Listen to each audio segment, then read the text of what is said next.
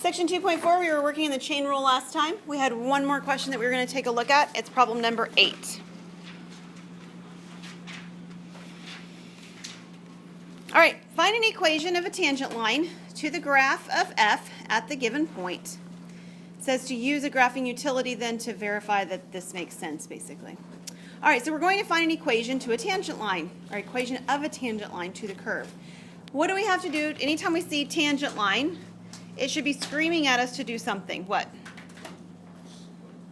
We need to find a slope, and how do we do that?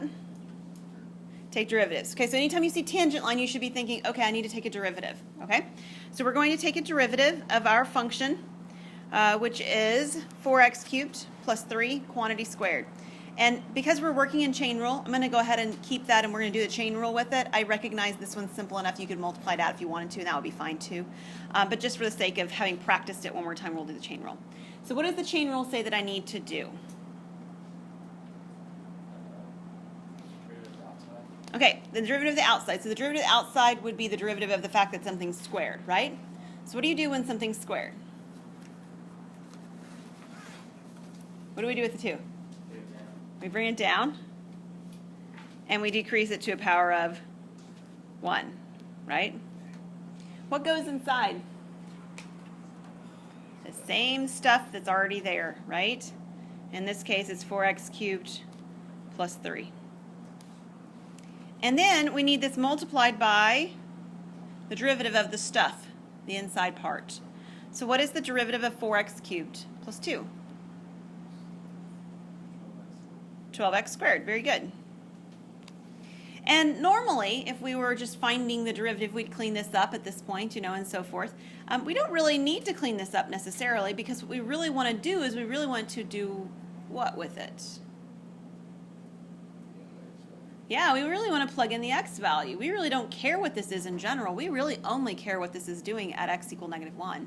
So we can avoid the cleanup and just plug in the -1. So I have 2. If I take 4x to the third and I plug in -1, what do I get? -4 plus the 3 is, plus the 3 is -1, right? This is -1 plugged in here. What happens when I plug in the -1 over here into 12x squared? I have 12. So what is this when I have 2 times -1 times 12? -24. And this found me what? What did I just find? The slope. This is my slope, or m, right? And then I need an equation of a tangent line. So this is the basic equation that's most helpful for us. Y minus y1 equals m times x minus x1.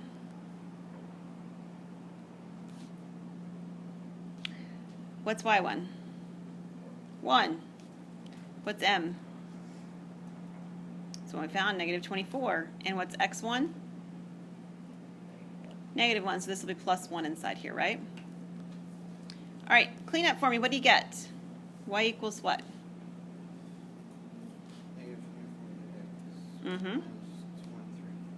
Right, so it's -24 plus the 1 from the other side, so it's -23.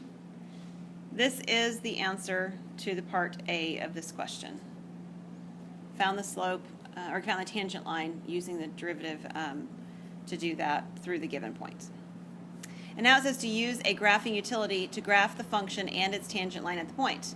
So grab your calculator. You're going to plug this into y1, 4x cubed plus 3 quantity squared. And you're going to plug this into y2, -24x minus 23.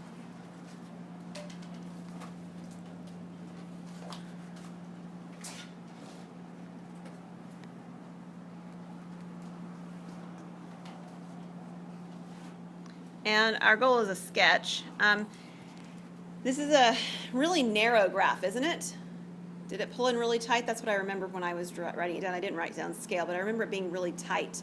You also probably noticed that there's nothing underneath the x-axis, right? It's all above. So you can actually zoom in. That's one way to do it. You can manipulate your y-axis or your axes window where you change the minimums and maximums. That's helpful. So I think when I graphed mine, I eliminated the lower half, so I started the y value at 0 and went up to a y value of, say, 10 or whatever, just like it was before. And I believe I let my x min and my x max go from like -5 to 5 or -3 to 3 or something like that. I squeezed in the narrowness of it so that I could actually stretch it out visually to be able to graph it very well. So the graph that I have when I did this looked something like this. Hang on.